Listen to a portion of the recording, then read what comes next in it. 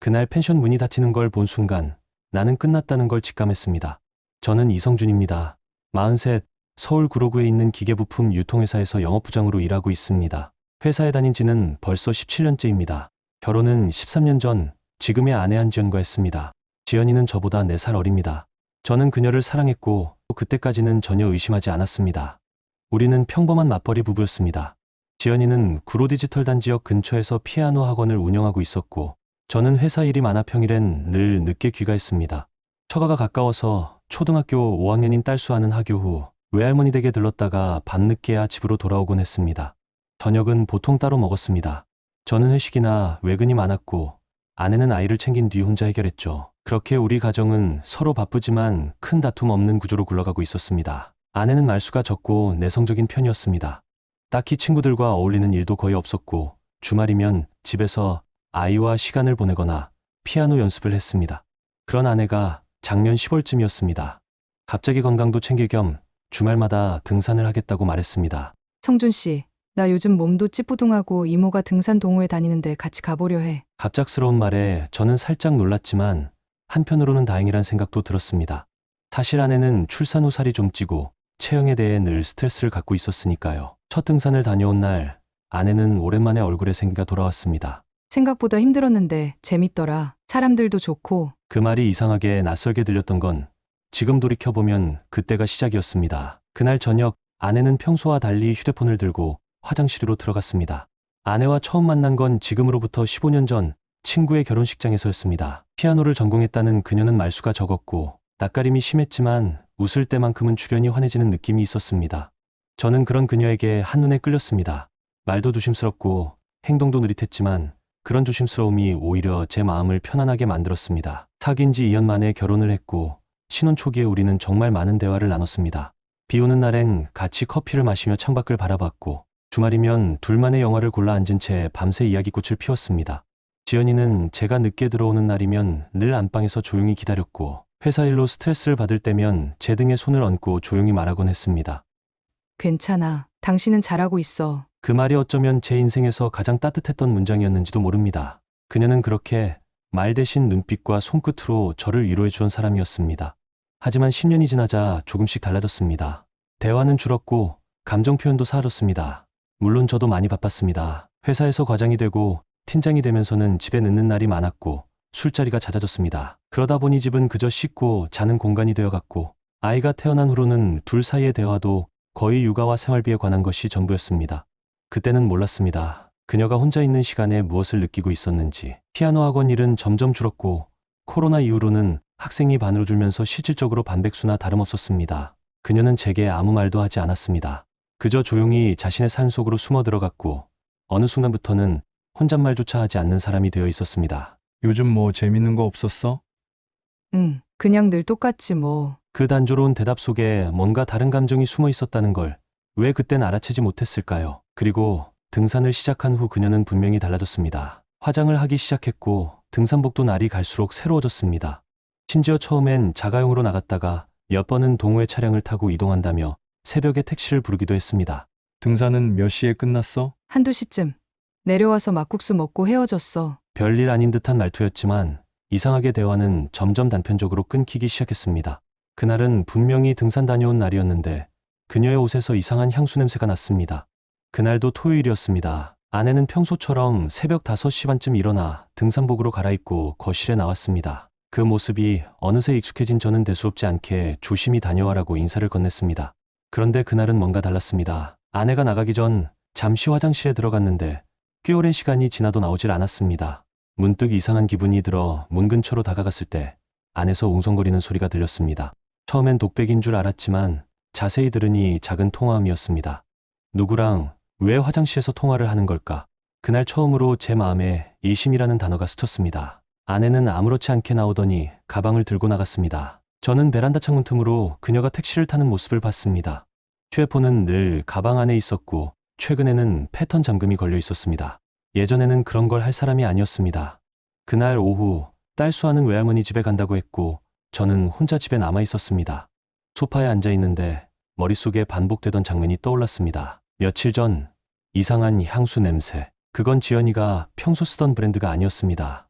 훨씬 진하고 어딘가 강렬한 느낌의 향, 분명 누군가의 흔적이었습니다. 저는 그날 밤 아내의 가방을 몰래 열었습니다. 그 안에는 작은 파우치와 생수병, 그리고 보조 배터리, 그리고 등산 동호회 명함이 한 장 들어 있었습니다. 회색 바탕에 검정색 글씨로 땡땡 주말 산행팀, 그 밑에는 운영자 박도현 010 땡땡땡땡 땡땡땡땡라고 적혀 있었습니다. 그 이름 어디서 들어본 적이 없었습니다. 하지만 직감적으로 알 수 있었습니다. 이 남자가 뭔가 있다. 며칠 뒤 아내가 샤워 중일 때 저는 그 번호로 전화를 걸어봤습니다. 아내가 샤워 중일 때 저는 거실에서 명함을 꺼내 들었습니다. 그 번호를 누르며 손이 살짝 떨렸습니다. 별일 아닐 수도 있겠지. 단순히 동호회 사람 중 한 명일 수도 있고 내가 너무 예민한 걸 수도 있겠지. 수십 번 마음을 다잡으며 통화 버튼을 눌렀습니다. 하지만 상대는 받지 않았습니다. 3번 시도했지만 같은 결과였습니다. 저는 그 순간 이상하리만큼 안도감을 느꼈습니다. 아무 일도 아닌 것일 수 있다는 희망 같은 건 말입니다. 하지만 그날 밤 아내의 휴대폰 알림창에 짧은 메시지가 떴습니다. 오늘은 무리했지. 무릎 괜찮아? 다음 주는 좀 쉬자. 제 심장은 쿵 내려앉았습니다. 이름을 도현이라고만 저장해둔 것도 그렇고 내용도 너무 익숙해 보였습니다. 무릎 얘기? 그녀는 제게 다녀와서 무릎이 아프다는 말 한마디 하지 않았습니다. 그 메시지는 제가 결혼 후 처음 느껴본 명확한 외부 남자와의 감정 교류였습니다. 지연아, 저는 일부러 평온한 목소리로 그녀를 불렀습니다. 그녀는 화장대 앞에서 로션을 바르다 말고 고개를 돌렸습니다. 도연이라는 사람 누구야? 그녀의 표정이 0.5초 동안 멈췄습니다. 순간적으로 동공이 흔들리며 미세한 긴장이 스쳐갔습니다. 그리고는 로션을 내려놓으며 물었습니다. 그걸 왜 물어? 내 폰 본 거야? 우연히 메시지 알림 떴길래 봤어. 이름이 도연이더라. 그녀는 살짝 인상을 찌푸렸습니다. 그 사람은 동호회 리더야. 그냥 운영하는 사람. 다 같이 단체방도 있고 그 중 한 명이라고. 무릎 괜찮냐고 하던데 너 아팠어? 그녀는 짧게 웃으며 고개를 끄덕였습니다. 아, 응. 저번에 좀 삐끗했거든. 근데 금방 괜찮아졌어. 근데 왜 나한텐 말 안 했어? 별일도 아니었고 그냥 지나가는 얘기였어. 그런 것까지 일일이 다 말하긴 그렇잖아. 그녀는 그렇게 자연스럽게 넘어가려 했지만 제 마음속엔 의심이 확신으로 바뀌기 시작했습니다. 그날 밤 저는 휴대폰 알림이 켜질 때마다 그녀의 시선이 먼저 반응하는 걸 봤습니다. 그녀는 평소와 똑같은 듯 행동했지만 눈빛은 달랐습니다. 무언가를 감추려 애쓰는 사람의 눈, 그리고 죄책감과 이기심이 교차된 아주 낯선 눈동자였습니다. 돌아오는 토요일, 저는 몰래 그녀를 따라 나섰습니다. 토요일 새벽, 아내는 여느 때처럼 조용히 준비를 마치고 집을 나섰습니다. 전날 밤, 저는 미리 알람을 맞춰두고 아내보다 10분 먼저 일어났습니다. 거실 불도 켜지 않고 조심스레 코트와 모자를 챙겼습니다. 핸드폰은 무음으로 바꾸고 그녀가 나가자마자 2분 간격을 두고 따라 나섰습니다. 아파트 단지를 나서는 그녀는 확실히 경계를 하지 않았습니다. 주차장으로 가지 않고 단지 앞 사거리까지 걸어가더니 모닝 승용차 한 대가 그녀 앞에 멈춰 섰습니다. 뒷문이 열리고 그녀가 조심스레 타는 순간 운전석에 앉아있던 남자의 실루엣이 살짝 보였습니다. 짧은 머리, 검은 패딩, 목소리는 들리지 않았지만 둘의 거리감은 너무도 자연스러웠습니다. 저는 급히 휴대폰을 꺼내 사진을 찍었습니다.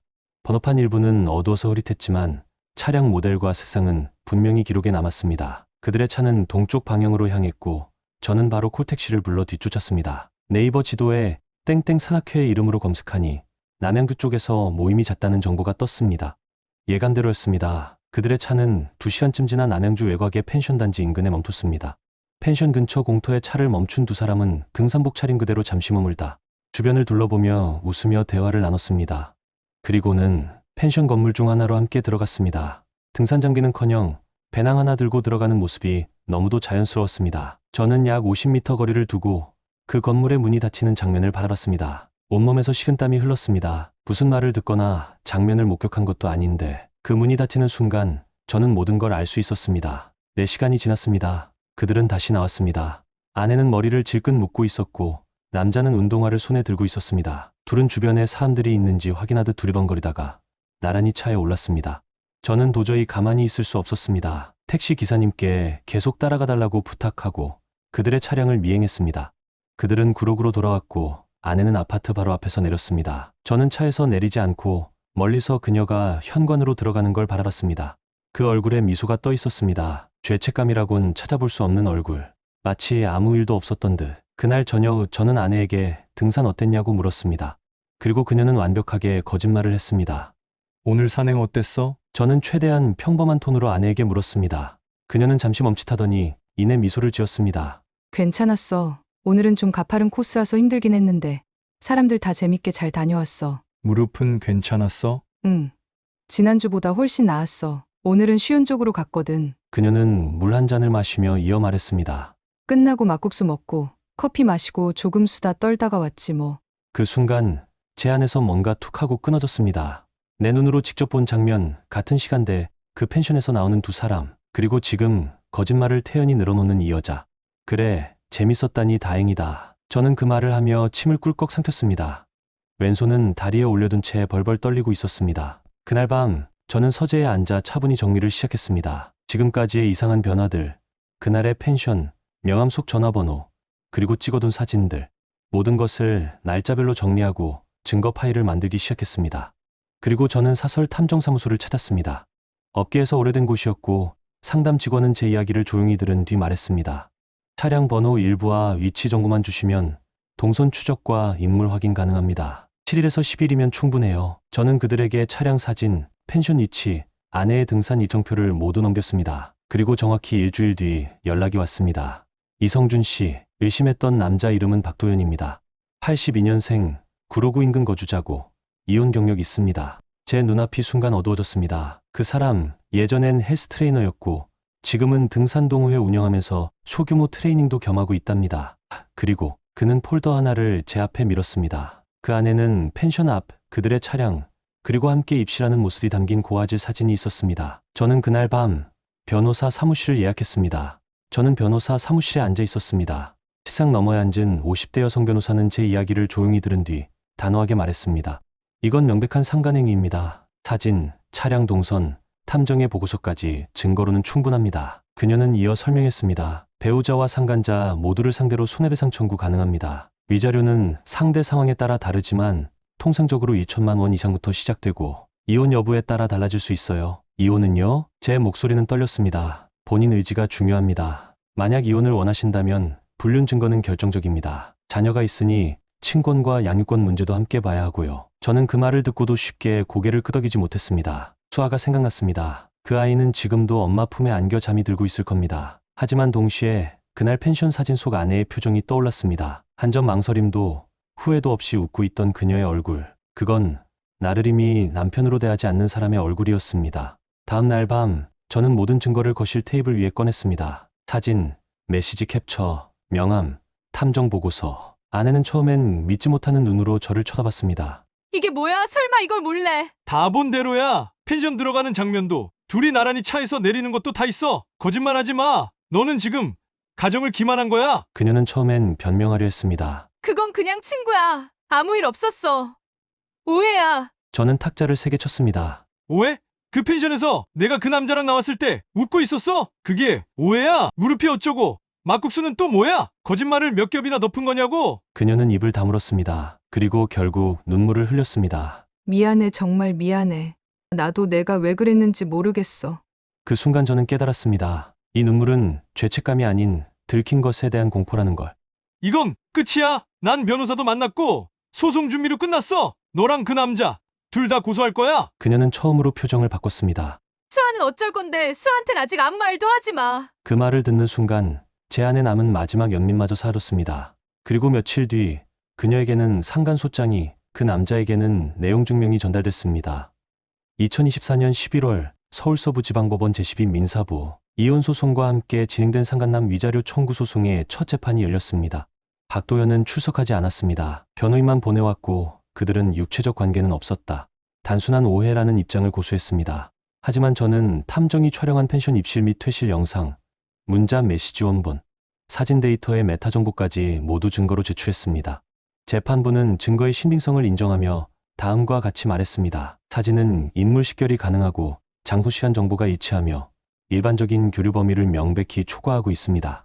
혼인 파탄의 주요 사유는 피고 아내와 박도현의 부정행위로 판단됩니다. 그날 아내는 제 옆에 조용히 앉아 있었습니다. 그녀는 고개를 숙이고 있었고 눈물도 없었습니다. 저는 그 모습이 오히려 차가웠습니다. 이미 모든 감정이 소진된 사람처럼 보였습니다. 3주 후 판결이 나왔습니다. 이혼 성립, 자녀 양육권은 아버지인 저에게, 전 배우자는 친권 공유하되 양육비 월 50만 원 부담, 상간남 박도현에게 위자료 2천만 원 지급 판결, 전 아내에게도 별도 위자료, 500만 원 지급 명령. 집은 제 명의였기에 재산 분할 없이 정리됐고 딸 수아는 제 곁에 남기로 했습니다. 그날 이후 아내는 연락을 끊었습니다. 간혹 수아 생일이나 명절 즈음 짧은 메시지를 보내긴 했지만 아이 역시 점점 대답하지 않았습니다. 저는 수아와 함께 이사를 했고 회사를 옮기며 완전히 새로운 삶을 시작했습니다. 수아는 처음엔 많이 힘들어했지만 시간이 지나면서 제게 이렇게 말했습니다. 아빠, 우리 이제 여기서부터 새로 시작하자. 그 말에 저는 비로소 울었습니다. 모든 것이 끝났고 동시에 다시 시작되는 순간이었습니다. 그날 펜션 문이 닫히는 걸 본 순간 여러분이라면 그 문을 열 수 있었을까요?